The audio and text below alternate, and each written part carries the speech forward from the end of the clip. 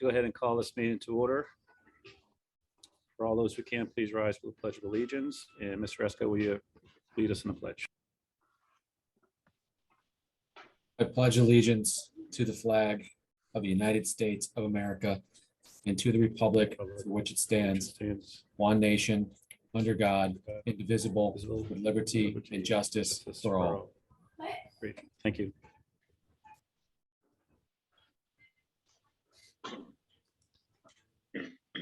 Brittany, roll call. Yes. Chair Diver. Here. Dan Esco. Here. Okay. Robert Bishop. Here. John Boyle.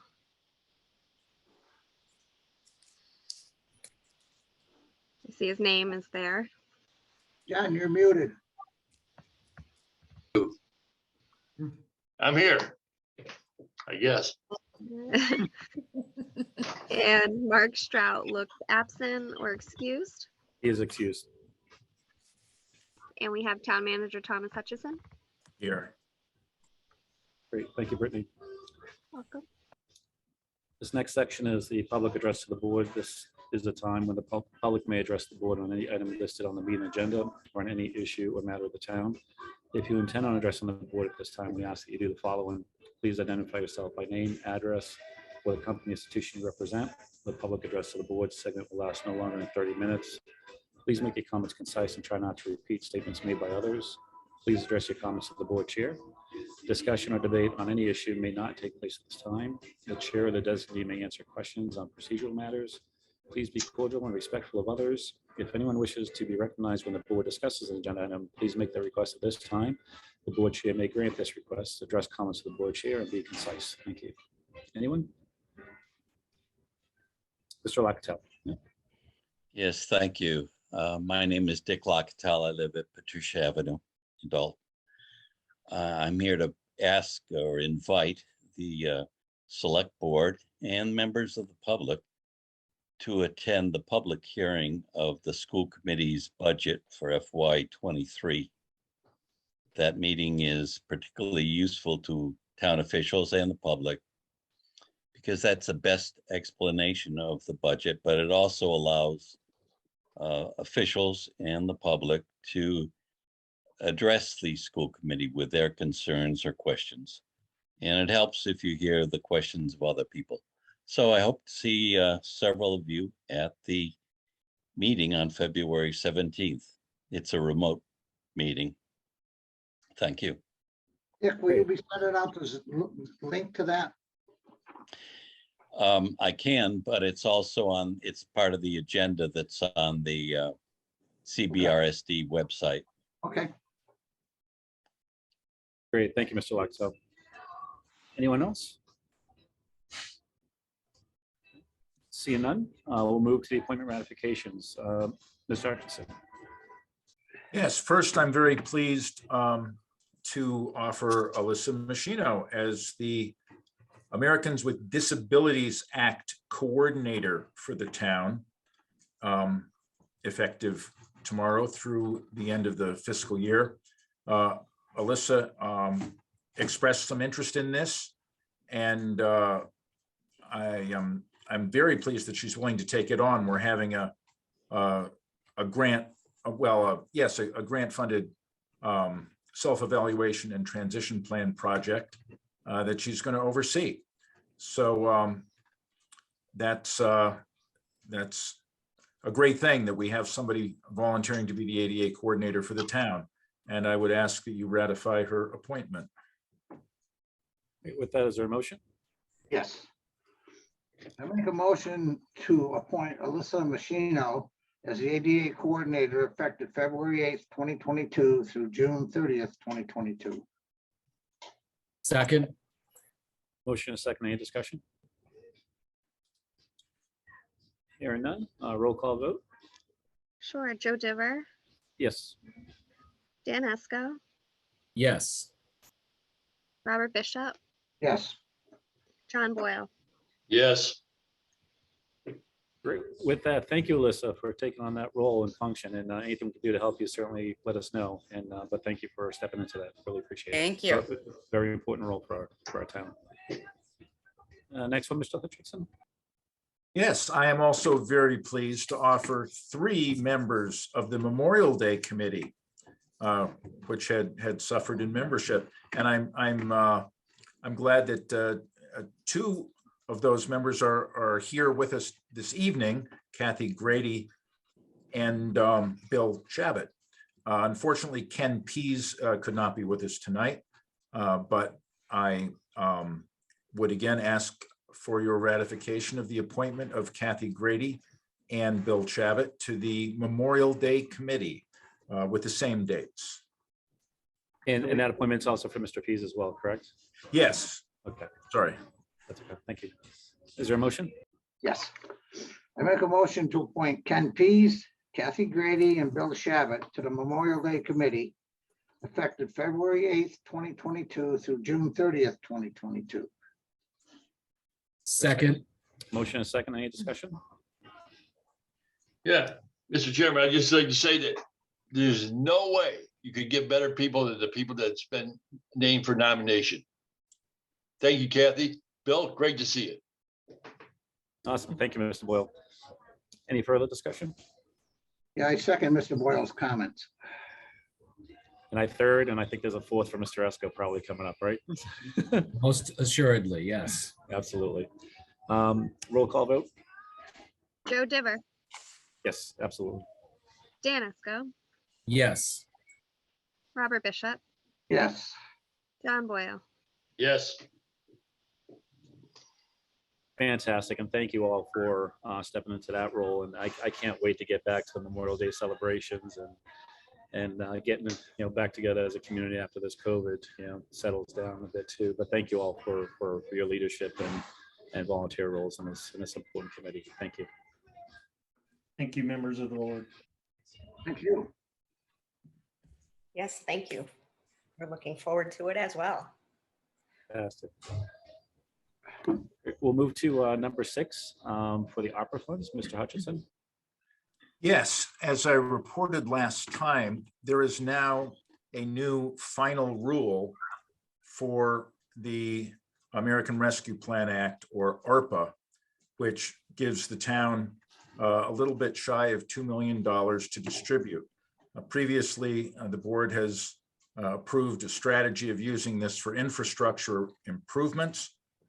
And some projects had already been approved before this final rule came out. We've been advised by our auditor that it would be very helpful if the board took formal votes now that the final rule is in place. 2 votes, really. The first vote is that all of the money that we received in ARPA funds are accepted under the final rule. Says exemption for revenue loss. I would say the final rule category for revenue loss. And that will make all of the funds available for the broadest purposes possible should something come up. Before, you may recall, there were 2 pools of money. One of them, the smaller one, was the revenue loss money, and that was available for many, many government functions. There was a much larger pool of money that was available for fewer kinds of projects. And we did have some sewer work planned with that. We still don't have the number from the engineering firm looking into that, but we thought that it might take up the rest of that money.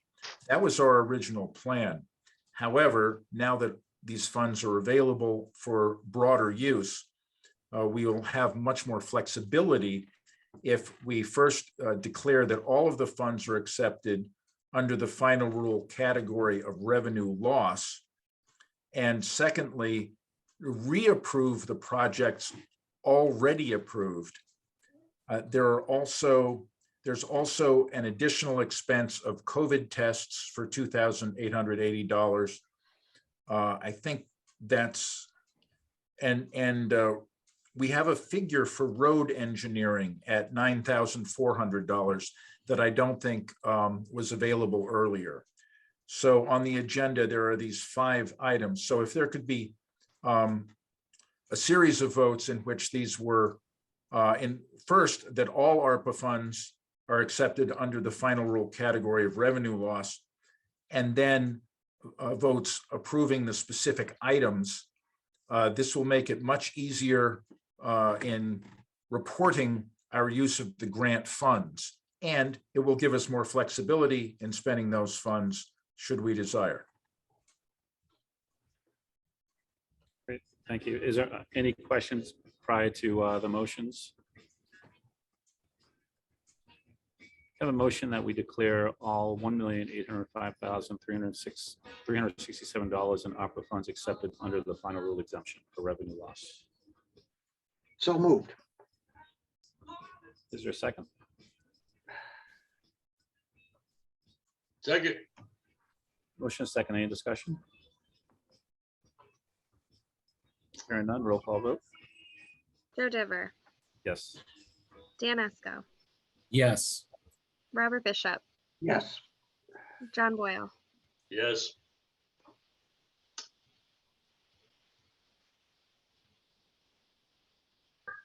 And Brittany, I saw your message there in the text. Did you get that number of what we received? The 1,805,367. And that, Mr. Hutchinson, can you explain the ARPA funds and kind of like the chunks we get, or is that the full chunk? Just so Brittany has that. Yeah, Brittany that's Polito. just what I was wondering. Yes, that is the total amount we'll be getting. It comes in 2 annual payments. And previously, each of those had been split into 2 or as many as 4 categories.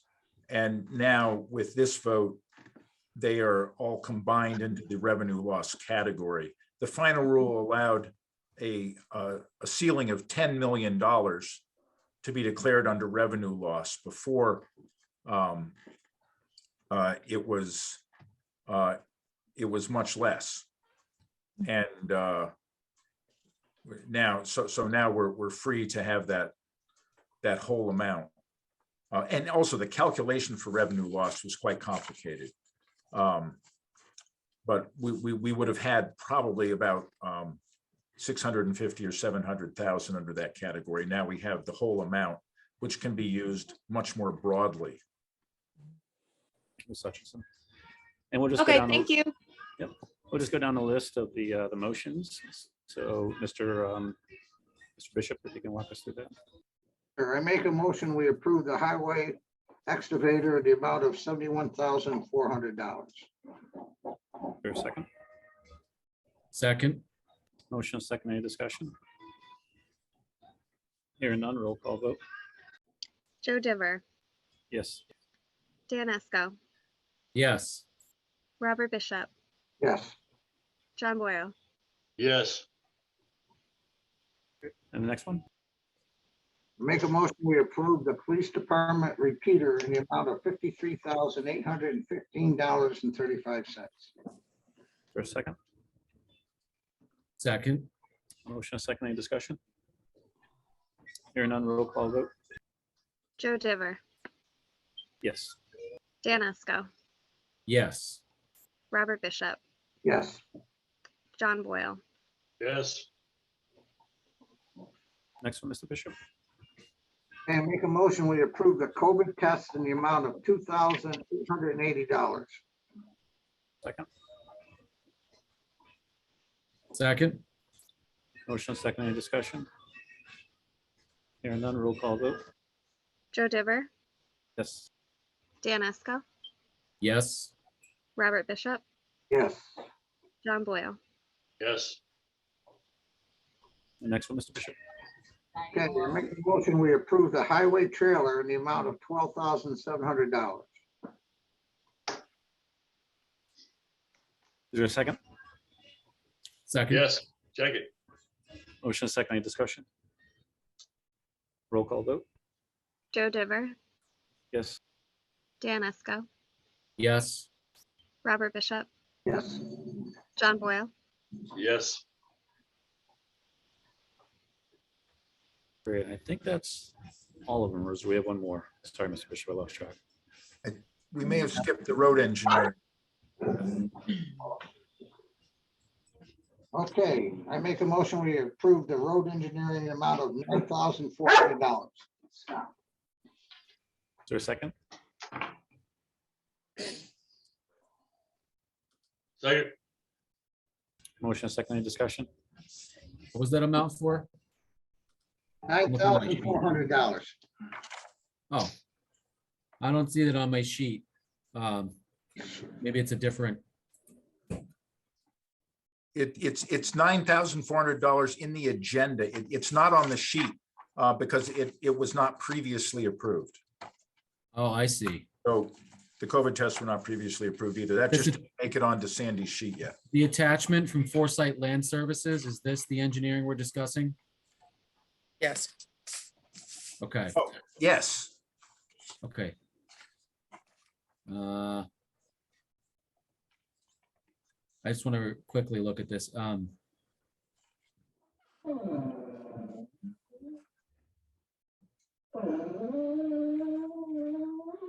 Okay,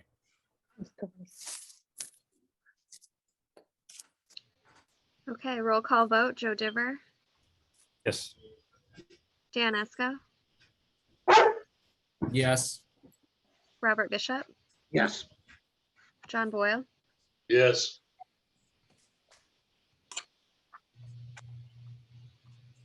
Great. Thank you, everybody. Next, we'll move on to the FY23 budgets. And Alyssa, could you show these on the screen so everyone who's attending can see the sheets as well? Sure. We'll start with the 114 for the moderator. And I'll note that some of these were prepared by Sandy. And she was unable to be with us.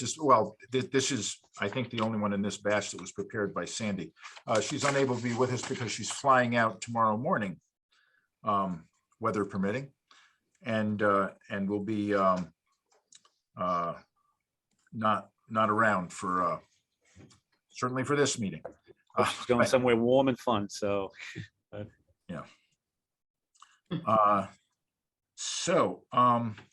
This is simply proposed to be level funded with a 2% COLA increase from $421 to $430.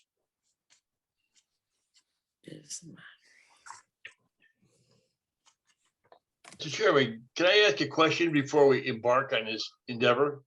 Sure, Mr. Boyle. I don't remember, maybe I'm just getting senile, the select board voting on a cost of living increase for non-representative employees.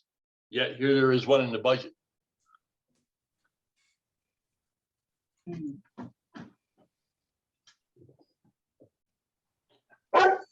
I would suggest that in the select board accepting the approving the pay and classification study, that assumes a 2% cost of living increase. For the employees who are on the matrix, there is also the step increase from 22 to 23 that will be included in those budgets. So I think that's why that's where you'll see some of the salary numbers coming in, is the results of that study. And because there was a 2% cost of living increase assumed in that study, we did apply it to accounts that would normally get a COLA as well. But if you'd like to vote that, that would be great.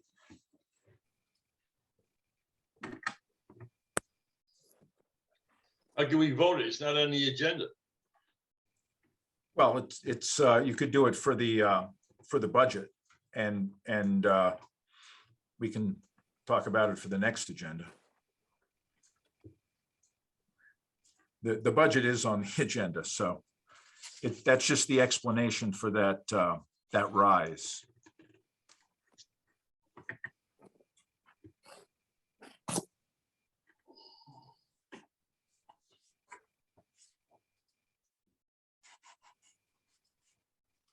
We don't technically vote on these anyways. It's kind of tentative approval, right?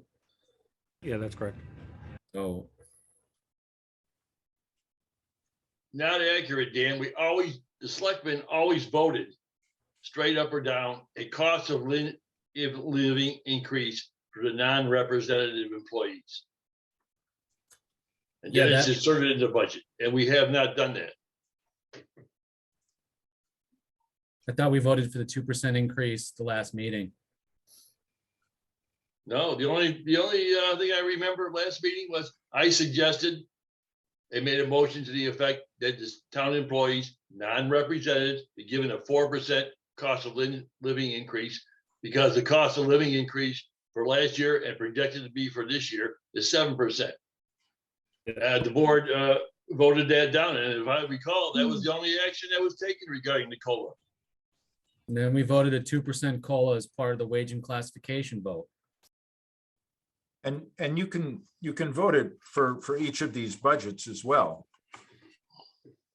Yeah, I don't think there's anything preventing us from voting on a case by case, I suppose, but whatever can speed the process up and move this along. I mean, do you guys want to like go back to the drawing board on this or just keep moving forward?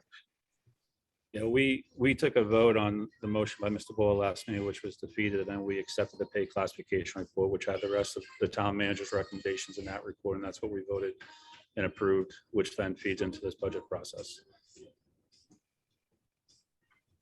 That is my understanding as well.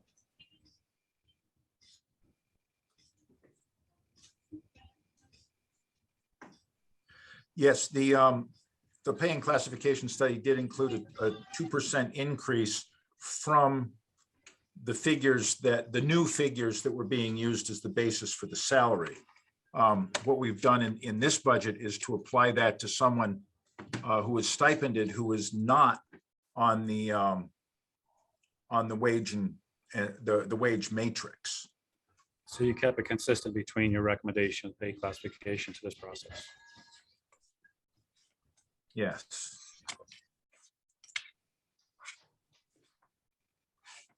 So should we take a formal vote on these budgets with these stipend 2% COLA increases?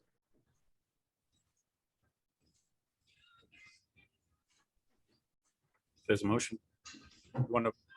We can certainly approve each, or just tentatively approve them and work them through the process as we normally do. Do we even have to vote? Because they're all TA, they're all tentative approved. Right. TA. Yeah. Yeah. Okay. Mr. Boyle, you all set with your questions? Just wanna. Sure. Okay. Next. And the next is the select board, which has the same assumption, a 2% stipend increase. Aside from that, all the expenses are level funded.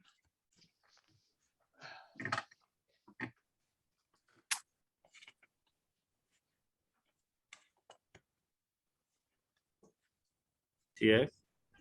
Yeah. TA. And Alyssa, if you can show them on the screen, I'm still on the moderator one. Is this, oh, okay, sorry. Yeah.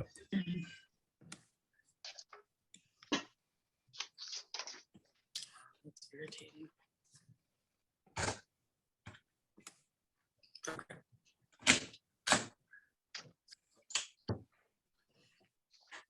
And yeah, that's that one. So that's tentatively approved, and we'll move to the next one. Yes, the next one is the town manager budget. And you'll note that I've included as a note what the contract provision is. And you may also recall that I did suggest to the select board that one option would be just, because contracting employees have contracts, that you could stick to those contracts. There was some sentiment about putting contracted employees also on the matrix. So that's the figure that I've used for my salary in this, though I have a note in the, under the description column that shows what the contract would be without being on the matrix. You can see there's a substantial difference there, as there is for a number of employees. So that's certainly up for discussion. Also, my assistant was determined to be substantially underpaid. I know that had been a constant comment from the previous administrative assistant. And so this addresses that long-standing issue of being underpaid, and also adds some for additional duties. You'll note she's already taken on the ADA coordinator duty, and I expect she'll be doing more work on the finance end of things as we go forward. I cut the interdepartmental clerk in half. We have not been using that since I came on board. Some of that has to do with the fact that person was doing some of the work for the former administrative assistant that the current administrative assistant is now doing on her own. However, I felt it was probably a good idea to leave something in there in case there was enough of a log jam at some point in administrative work that we needed to pull someone in to help. So occasionally that happens. I know that happened last year with the town report, and a whole lot of people had to chip in to get the town report done last year. So I didn't want to leave some funds in that in case we needed to get someone else to work a few hours. I've actually, sorry, I've actually filled that role at some times. And It's been I've brought also cut the vacation replacement in half to 19 hours at 4 hours per day. That is not having it 19 days at 4 hours per day instead of 8 hours a day. During vacation, I don't think a replacement would be working full time, but just enough to keep business moving along. So that was one way of softening the blow of having the other salaries rise due to the either contractual agreements or the personnel study. And under the expenses, I added some under professional and technical training. Everything else, I did add a little bit under travel, lodging, and meals. I do have a particular training I hope to get my assistant into next fall. I'm not sure whether it's going to be on Zoom or in person. I calculated my own dues and memberships and brought that down in half. Meetings I left the same, and I put in a little bit more for employee relations because haven't really been able to do much with COVID this year, but I'm looking forward to doing something once that's over.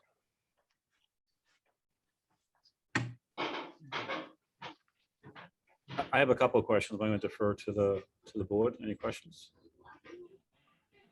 So your contract provides for 117,097 for fiscal year 23. Yes, and I'm sorry that should read 23. It reads 22.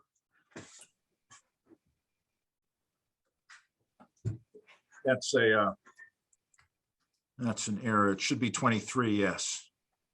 Okay. But you're proposing 119,434 per the pay and classification plan. Is that correct? Yes. And again, previously, I have suggested that the select board might consider keeping contracted employees to their contracts as a cost-saving measure. However, I did hear some opinions to the contrary, so I'm just putting both those figures out there with the Yes, so- higher figure is the highest cost scenario. So if we go back to our pay classification report, and back to the purpose of that is to really look at the pay scale across the board for all positions within the town and look at where we fall within the range compared to similar towns. And the goal is to land around that 60th percentile. And the question that I had raised in one of those meetings was around the contracted employees, because the direction was to leave contract employees the same. And I suggested, well, if the contract is really out of whack and not even close to 60th percentile, we should really consider moving those employees to that goal line. And if we do that, we should be consistent across the board. I don't know if we ever took a formal vote on that approach. I know there's discussion, but I think that might be something we want to plan on and consider, maybe go through this with the higher level intact, and then maybe go back to that discussion and look at that financial impact, et cetera, because I don't know what the financial analysis tells us completely about moving to the 60th percentile. I did see some pretty significant gaps in some areas, but insignificant, not earth shattering, but enough to really see a difference in what other towns are paying. And really, I think the overall goal of that pay and classification is also employee retention and making sure we're fair across the board. So, but I don't recall taking a formal vote on that position, but so we may want to have that discussion, but yet plan these budgets as if we did that. Thoughts? I have a question, Joe. We never did it to Ken. We kept Ken as the contractor, I do believe. I'm sorry, for which? We kept Ken on the contract. I don't think we ever gave him. John, help me out. No. Bob, Yeah, let me back up. It's not about Ken and the contract. It's about contract employees today. And if their pay is lower than what the pay and classification recommendation is, then we would adjust those contracts. We'd amend those contracts to the new pay scale. But I don't think we took a vote on that method or model yet. Yeah, I see what you're saying, Joe. I know, probably should have a separate vote. You probably should name out the people that would be affected by this extraordinary extra procedure. And it should be noted when their contracts come up for renegotiation that they've already got a baked in raise that only by the generosity of the select board would it be in there. I agree. I think we should use the current contract figures for now and address that when their contract renewals come up. And we could create the equity then, or Joe, are you proposing we align them sooner? Is that what you're? Yeah, that's what I was suggesting, if it was significantly off, but but then you can't really cherry pick, so you have to really think about doing it across the board. We may want to approve these budgets with the lower amount, and then I think it might fall within our executive session compliance to have that discussion around the contracts and see what the financial impact is if we were to accept the pay classification increases. Yes, that would fit under the current agenda item. Okay. So if we can approve based upon the current contracted value, and then we'll set an executive session to look at the other question. I think that would be best. Personally, Joe, is that going to be tonight's executive session or a future one? I assume, I don't think we could file it under tonight's executive session because I don't think we declared Yeah, it specifically. that was going to be my point. I don't think we can. legally think we'll- squeeze it in under tonight's. Yeah, I think we'll have to have a special session, an executive session to Okay. keep a track with the budget process. We can talk about that scheduling tonight, but not specifically the issue.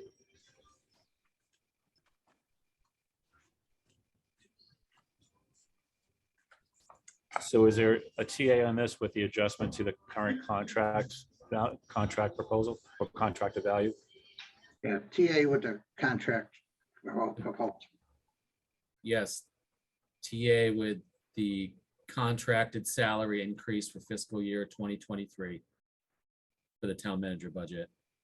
And then in preparation for that discussion, Mr. Hutchinson, if you could have someone kind of just summarize those contracts and the impacts, we can look at that data for that discussion. Sure. Thank you.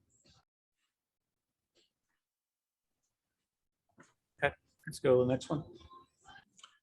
Next one is the town clerk, and I believe we have our town clerk here with us. Hello, I'm here. Hi, Heather. Hi there, how are ya? Heather, how are you? Good, good, thanks. Hanging in there.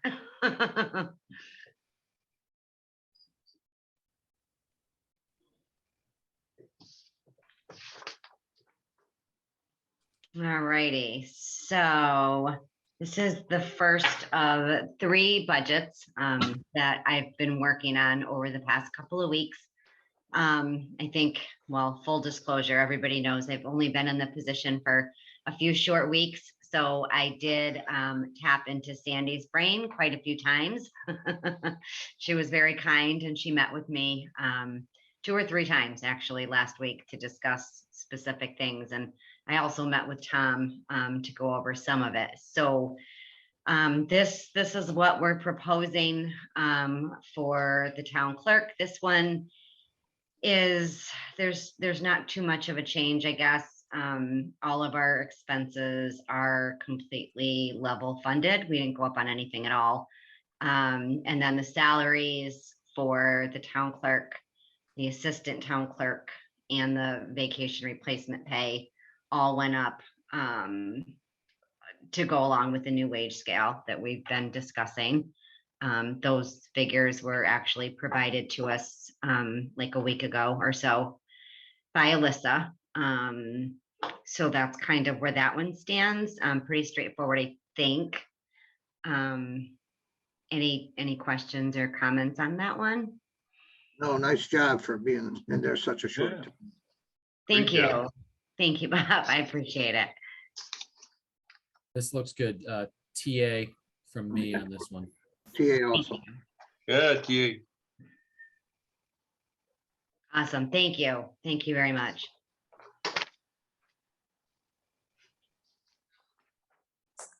So the next one would be, let's see, what do we have up, Alyssa? Elections, 162.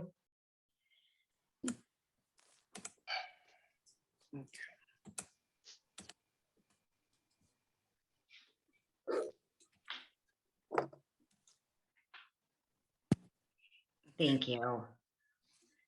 Okay, so this one probably, excuse me, a little bit more of a detailed explanation, because I know at first glance, the numbers kind of look all over the place. I'm not sure. I know Sandy provided me with the historical data FY22 sheets. Alyssa, do we have those available tonight or no, if we need them? They are, Oh, good. Okay. look kind of, Yeah. So if we stand on our heads. That's it. No, yeah, no, that's fine. And you don't have to put it up for now, but I was just thinking, if we just need to go back, it might be Sure. helpful. Yep. So thank you for that. So this is the elections budget. So starting with the salary. So this one got a little bit tricky, I think.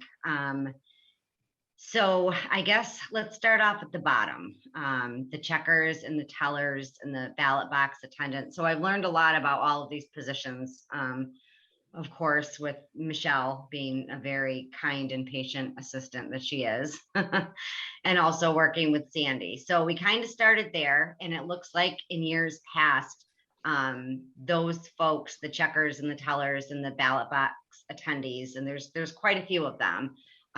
They were always paid minimum wage. So last year their rate was $13.50. And this year it would have gone up to $14.25. But I did meet briefly with Tom, kind of asking for his expertise on this. And he had explained that part of this whole new wage scale, the study was to not have anybody under the $15 mark throughout the whole fiscal year. So if we stayed with the minimum wage that we thought we were going to be at, all these folks come next January 1st, when there's still 6 months left of this fiscal year that we're talking about, would be at the $14.25 point, and minimum wage then is going to be at $15. So kind of to avoid that whole big mess, Tom had suggested that maybe we went with that grade 1, step 1, which is $15.20.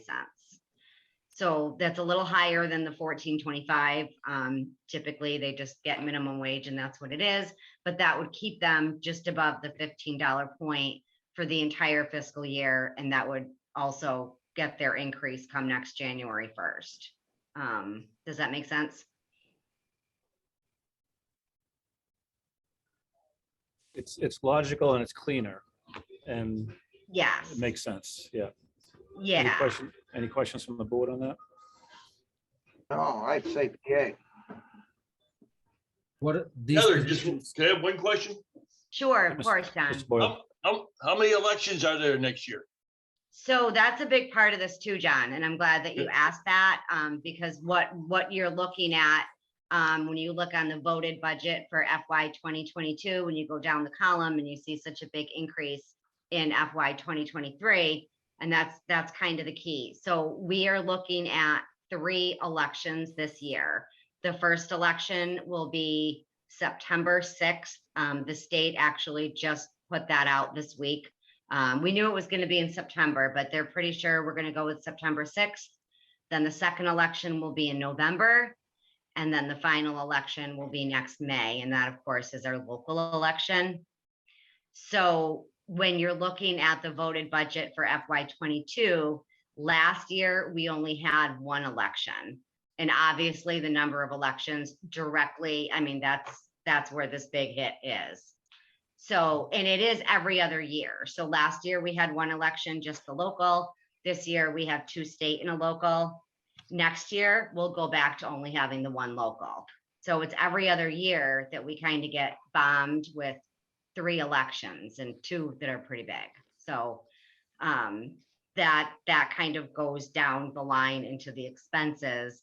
And that's where the historic data sheets that Alyssa just put up, they are helpful. I know Sandy worked super hard on getting those ready before she left, specifically for that reason, because it does. I mean, when you first look at it, it's like, whoa, where did she get these numbers from? But they are all the numbers that are in the expense column.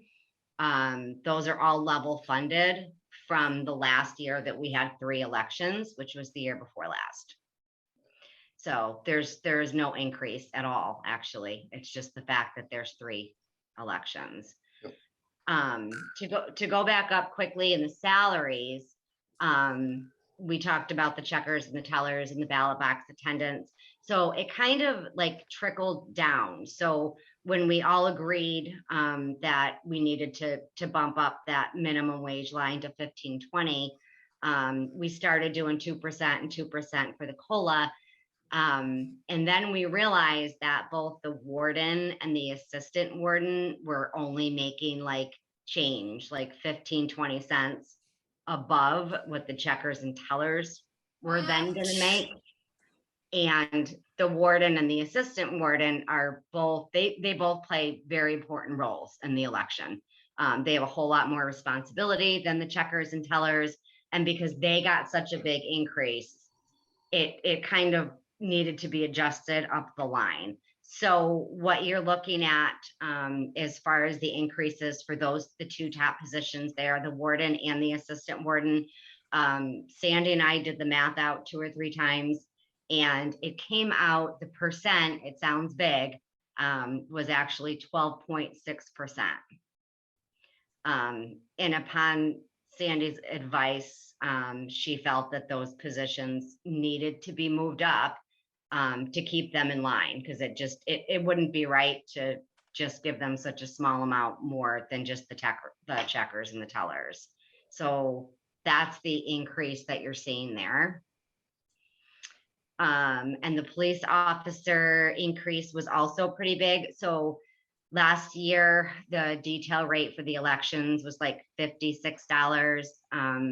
I spoke with Becky Whitaker to get that figure, and she had said that we need to go with $70 to make sure that we're covered. So that number came directly from Becky. And then the tabulators and the equipment setup, yeah, so those were just the 2% cost of living increases. So that's a lot. So I'm sure you have questions. So if I can be helpful in explaining that any further, I certainly will be.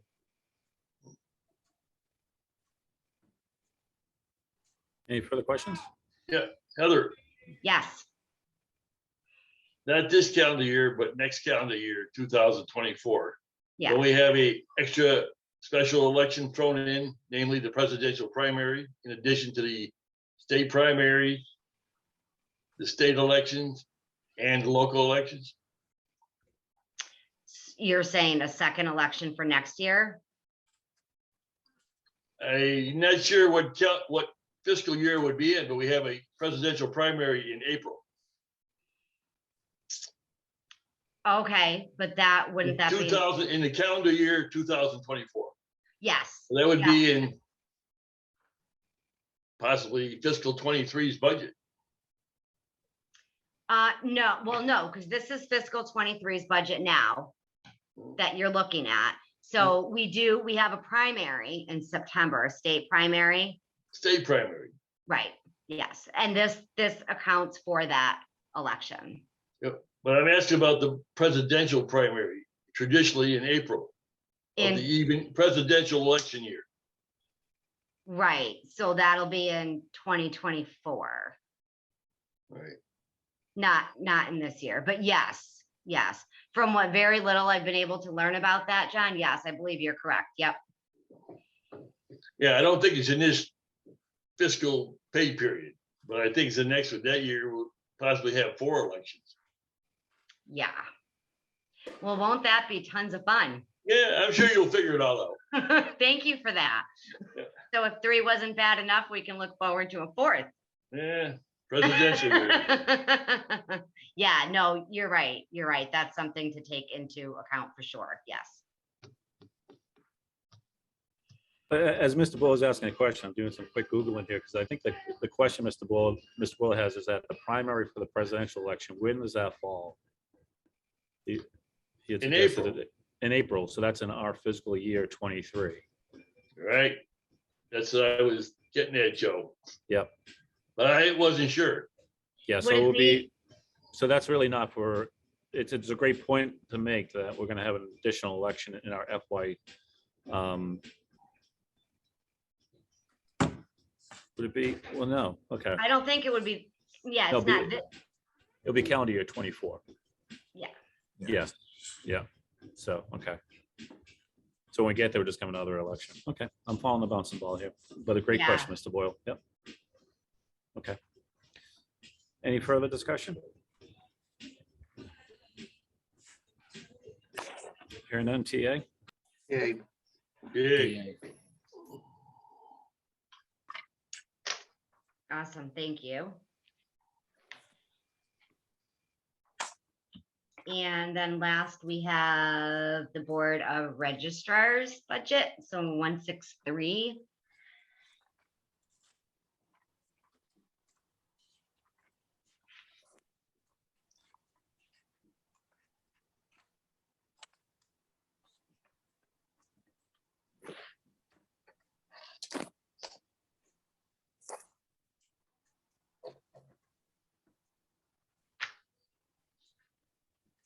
Awesome, thank you, Melissa. So again, this one's fairly simple. Expenses all being level funded. We didn't look at any increases at all. And a small increase in the salary. Again, where you see those pay rates as the $15.20. Typically this year, those would say $14.20. So it is a little bit more of an increase. Same as the elections budget. It doesn't affect this one so much. So just a very small increase we're looking at. And other than that, I think this one's pretty self-explanatory. It's all the census, which we're kind of like knee deep in right now. December, January, and February are a lot of census work going on. And that's what this budget is all about. There's a 2% increase and then just the 1520 as opposed to the 1450. So I don't know if there's any questions on that one. TA. Yeah, Yeah, yeah. Yep. Yeah.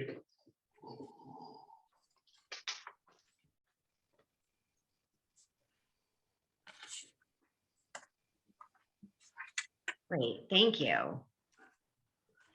That was Good super job, easy. Heather. Thank you. Thank you very much.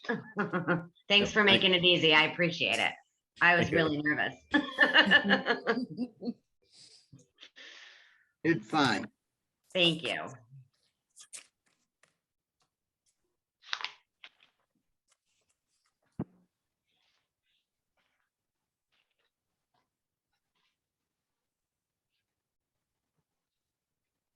What do we have next?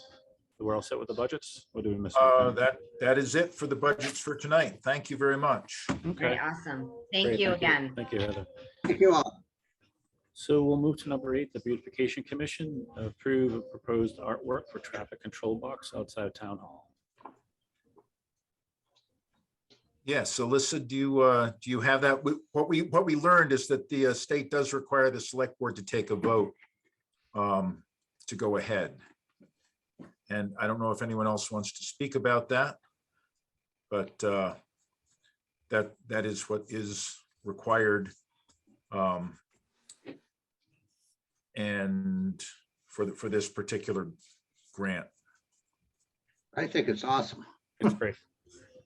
Would anybody else like to speak about it at all? We have Bob Mary present from the Beautification Commission and the artist Dorothy in attendance as well. Awesome. Well, Dorothy, this looks fantastic. Love it. Good, I'm glad you like it. Whatever happened to the bees? You tell me. I want I'm the sitting bees. here in my I want studio. them all I'm ready to bees. do bees. That is so awesome. Yeah, that's all held up by the CSX group, right? That we need their Yeah, I approval don't to do really, that I bridge. don't expect it to Yeah, happen. Yeah. yeah. Okay, if I can have a maybe a little, just if we can, just a little history about how we came up with this design and the idea, just so we can communicate that with anybody listening at home or watches the recording later, if we could. You want me to expound on that a little bit? Or? Yeah, sure, go ahead. I come up with ideas sort of randomly, and I guess this one just naturally evolved. Some of my training was in doing street art, street painting, and one of the popular subjects for street painting is Renaissance masters. So we do a favorite of mine is this particular one. The three goddesses, what is it? Three graces. So I decided to use some native species here instead of putting the beautiful young ladies in there, because I thought that might be controversial to have beautiful young ladies wearing not a lot on the main street. So I put foxes in, and the balloons are there for fun because from my street painting experience, I know that people react very positively to round shapes and bright colors. So that's pretty much how we come up with a pop art figure. Pretty cool. And you're volunteering your talent and your time to do this for us as well. So that I really appreciate that. It's my Thank pleasure. you. So any questions? Are we ready for a motion? Mr. Bishop? I make a motion, we allow the artwork to happen on the electrical box at the town hall. Great. Is there a second? Excuse me, I think it's the traffic control box. Oh, traffic control box. I'm sorry, Tom. Yeah, and if it can be to approve it, that would be helpful. To That's what approve the it. letter says. Okay, yep, I amended to approve it. Is there a second? Second, but I thought it required permission from the State Department of Transportation because it's in their right of way and it's their box. I understand that they've given that permission. It's my understanding that we have a permanent. Yeah, Is that right? there was a process with it. We had to get the approval, a couple letters from the chief of police, town manager signed a letter, and those will all be submitted as part of the process to the Mass DOT. So they haven't approved it yet? They have not. It's still in the process of being approved. Okay, and they're the final say. Yes, We're just asking them to approve it. This is what we're doing here. correct. Is that correct? Yes. Yes. Yes. Okay. So with that approval tonight, Alyssa, then I'll be signing the letter on behalf of the board to submit with the package, and then we'll wait for Mass DOT response. Yes, and the letter is all set for you to sign. Okay. Any further discussion? I hear none. Roll call vote. Sure, Joe Diver, Yes. Dan Esco, Yes. Robert Bishop, Yes. John Boyle. Yes. Great. Awesome. Thank you. And thank you, Dorothy. And thank you, Bob. And it's gonna Thank be you great. for Looking- inviting me to the meeting. yeah, Looking forward to this, and hopefully Mass DOT will give us the nod of approval here. Okay, Thank you. thank you. All the levels of bureaucracy. Exactly. Thank We're you. the we're That the was easy. fun. Yeah, we're the easy level. Yeah. Right. Hey, Bob, just a quick question. Wasn't there some talk of they're going to replace that box, the DOT? So we shouldn't Yeah. paint it till they replace it? The problem with that is we have a grant to have it painted and the grant Yeah. expires in a year. And they don't plan on replacing it at least for a year and a half to 2 years. So we're gonna paint it and then we're gonna replace it. All right? Yep. Just wanted to make That's sure the we got nature of that street straight. art. Street art And comes then and we'll- goes. Then Yeah. Yeah, but then we can paint it again with just I forget what they call it, an addendum or something like that. So, Why don't we pick the select board? We can all be on the picture and hold balloons and things Yeah. like that. Wouldn't that be good? now that's kind of self-serving. Yeah, exactly. Yeah, exactly. Yep, Tomatoes yep. thrown at it. I could start working on the portraits now. No, it's okay. We're good. We're good. Thank you again, Dorothy. Thank you. And Thanks for Alyssa, having me. yeah, and Alyssa, keep us updated on this if it gets stuck in the process at all. Let us know. I'm happy to try and unstick it. Great. Thank you.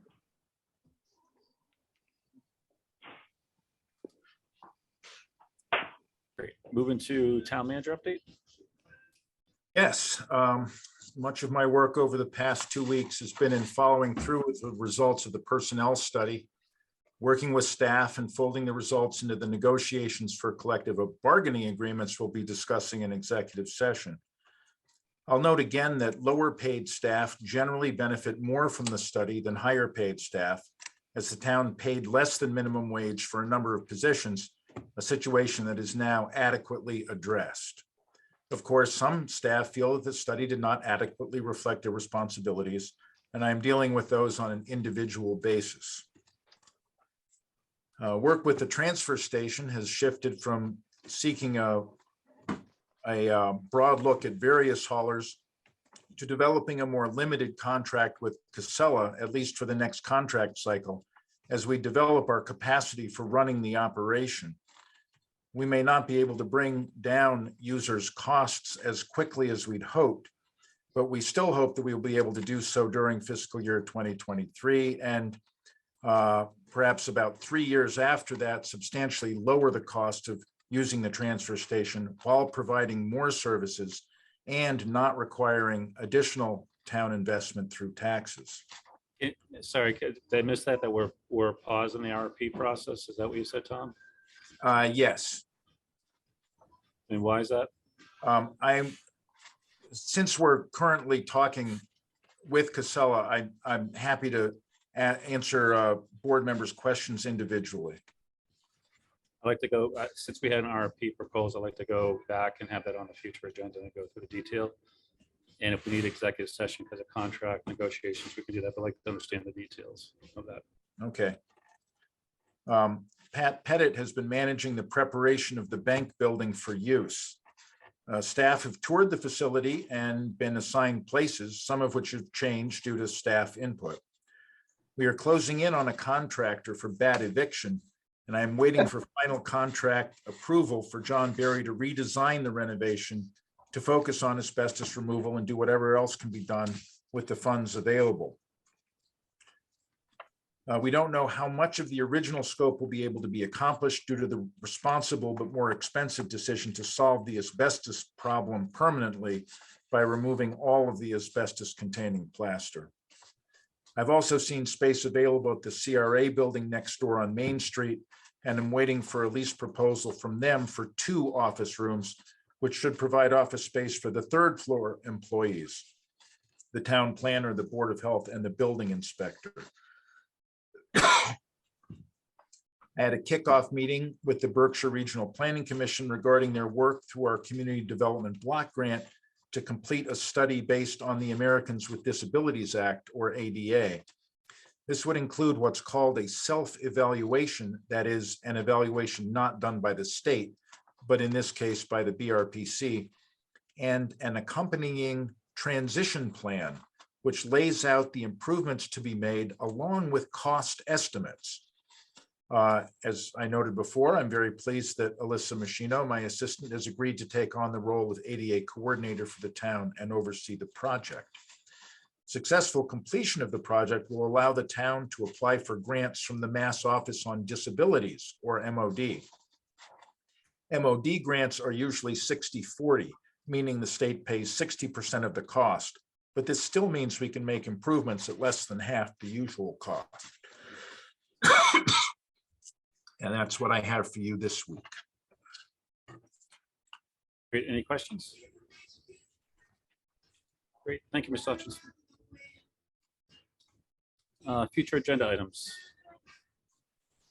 One is just what I just asked for in the transfer station. Any other future agenda items? Okay, hearing none. Items not anticipated 48 hours before the meeting. Any? Hearing none. Remarks to the select board.